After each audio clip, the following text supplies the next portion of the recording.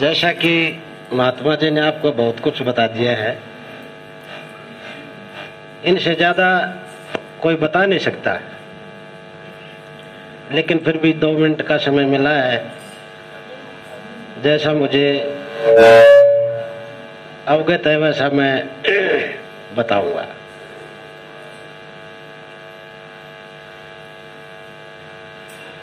प्रेमियों, सर्वप्रथम तो गुरु की महिमा का बखान हम कर नहीं सकते।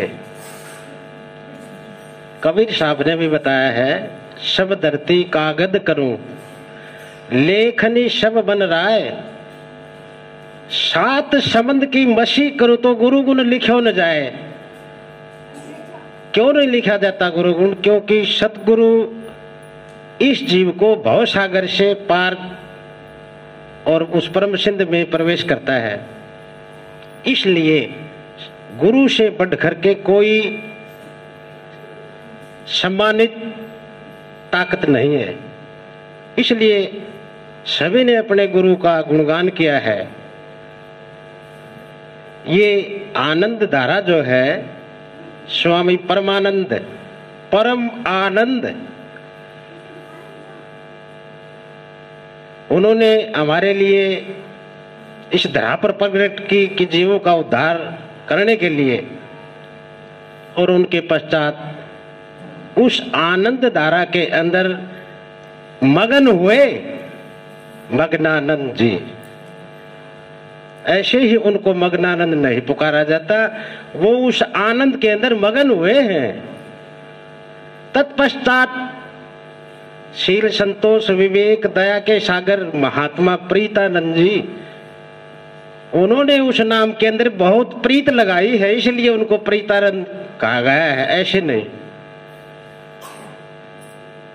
और जैसा अब आप देख रहे हैं, उस सतगुरु की असीम अनुकंपा कृपा है, उन्हीं की ही दया से ये सब कुछ चल रहा है। महात्मा प्रीतानंद जी, जैसा कि आपको बता दिया गया है, आज उनकी जयंती है।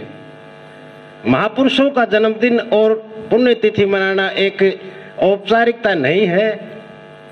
सबसे बड़ी बात यह है कि हम उनके बताए हुए रास्ते पर चलें। ये मनुष्य का शरीर बार बार नहीं मिलता है। 184 भ्रमत इबका मोसर पाया है, इबका मोसर चूक जाए तो क्या अपना पाया है। यानी इस मानव शरीर के अंदर ही हम सतगुरु के बताए हुए रास्ते पर चल करके उस असल रास्ते को प्राप्त कर सकते हैं।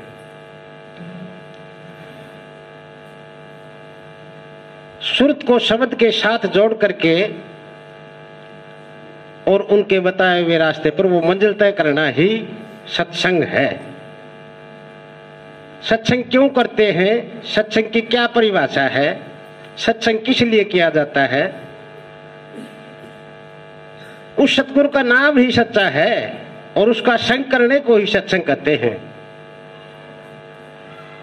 ये नहीं है हम आकर के और करबद्ध होकर के हाथ जोड़ करके आनंद आनंद आनंद, अंदर में कुछ है बाहर से आनंद नहीं। जब तक हमारा सूक्ष्म जो है वो उससे नहीं जुड़ेगा, तब तक बाहरी आनंद करने से कोई फायदा नहीं है। एक दूसरे के चरण पकड़ते आनंद आनंद नहीं, ये मजाक है।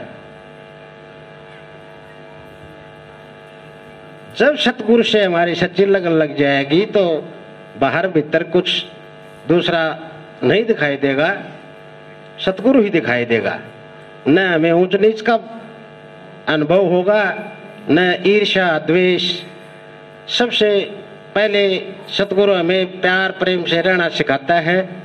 लेकिन जैसा मेरा अनुभव है, हमारे संत मत में ईर्ष्या द्वेष ज्यादा है। मैं अर्ज करूंगा कि वो दूर करें। सब हम एक सतगुरु के संतान हैं। यहाँ करके सतलोक में प्लाट कटा लेते हैं, वहां करके वो बाईपास की फेरनी में भी प्लाट कौन कटे? क्यों? ऐसा क्यों है? बुरा लगे लगो माफ करना। जैसा हम यहाँ रहते हैं वैसा ही हमें घर पर भी रहना चाहिए। अपने बड़े का आदर करो, सम्मानित बुजुर्गों की सेवा करो, अपने सतगुरु के बताए हुए रास्ते पर चलो। उसमें सभी कुछ है। कुंजी जैसे पढ़ते थे उस समय कुंजी बोलते थे एक पुस्तक को, उसमें सब पुस्तकों का एक मिलान होता था कुंजी। तो सतगुरु कुंजी है।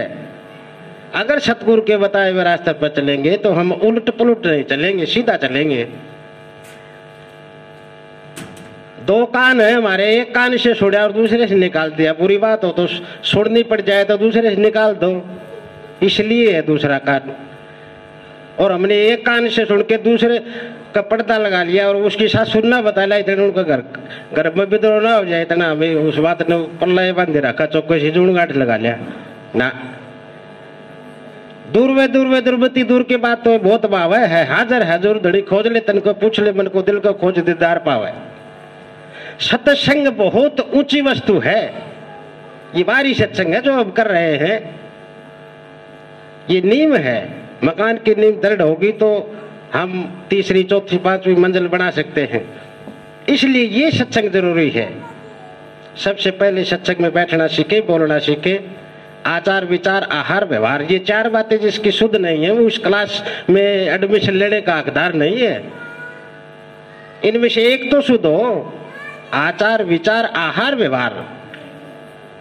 अगर ये चारों जिसकी शुद्ध है तो वो तो उसका हिस्सेदार है वास्तव में।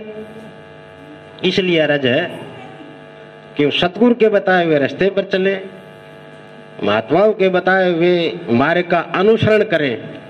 उन्होंने बहुत तपस्या करके हमारे लिए इस अमोलक वस्तु को, हमारे लिए ये दान दी है हमें, और दी हुई दान को हम व्यर्थ में गंवा देंगे तो यह अवसर दोबारा नहीं मिलेगा। इसलिए मैं ज्यादा कुछ बोल गया, माफ करना कोई गलती हो तो। सभी प्रेमियों को आज उस महान आत्मा की जयंती के उपलक्ष्य में मैं अपनी तरफ से बहुत बहुत हार्दिक आनंद